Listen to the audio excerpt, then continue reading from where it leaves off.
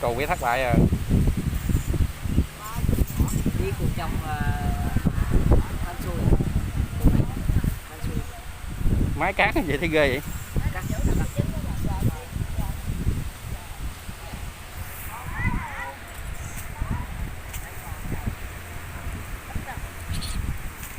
Đây sang chuột nha các bạn.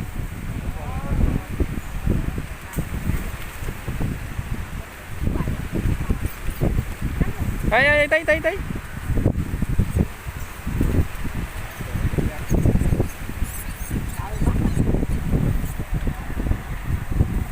Ê.